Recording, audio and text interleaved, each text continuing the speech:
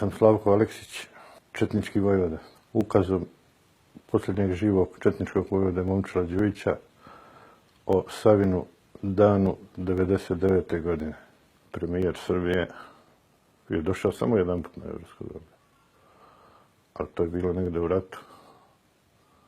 On je bio kao mlad student i došao je ispomoć televiziji Srna na Palama. Samo sam ga jednom vidio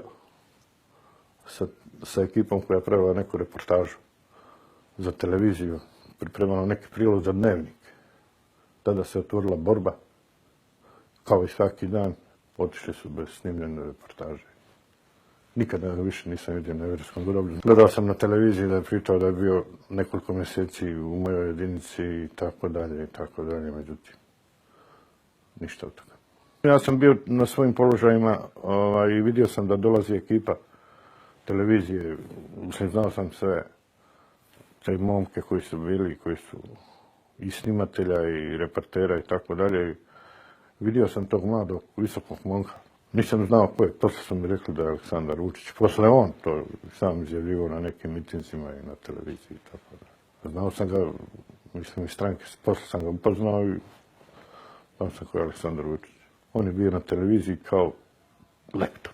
Tako su mi bar rekli. A što se tiče ratovanja, ne.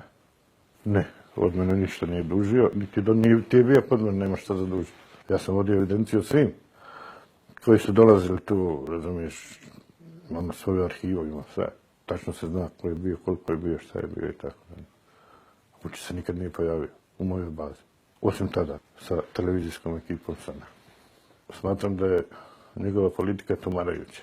Zamislite kad on u Srbiju dovodi jednog osvjedočenog srpskog neprijatelja, Tonija Blaira, koji mu je savjetnik nekih ministara, pa trči kod Clintonovih da da podršku gospođi Clinton u svjedočenom srbomorstvu, jednom od zagovornika bombardovanja Srbije 1999. godine. Ja lično i mnogo onih sa kojima se družim i koje poznaju osuđuju premijera potez.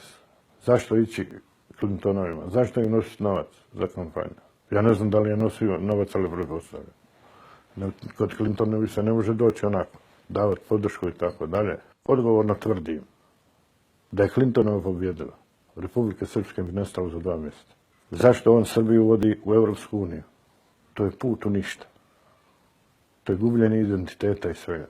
Srbija, po mom mišljenju, mora da se okrene istoku, Rusiji. Zamislite dozvoliti NATO paktu da se šepuri po Srbiji, da koristi vojne objekte, da radi šta hoće, da putuje gdje hoće, da je zaštićen kao, ne znam, njihov vojnik kao ne znam ko, da mora da uradi svašta, da ne bude kažnjen, da ti ne daju da na Kopaonik vratiš svoj relejni uređaj za praćenje aviona, nego moraš da praviš neki drugi i tako dalje. Ti nesretni Srbi koji su ostali dole u getu, recimo u Goraždevcu, oko Gračanice, ta sela i tako dalje, u Prizrenu, su okruženi strahom i žicom. Ovdje se organizuju humanitarne akcije u Republici Srpskoj, jer mi znamo šta je rat i šta je bijeda, da je hljeba više. A gospodin Vučić hladno 5 miliona evra u Srebrenicu, Ćamilu Duraković.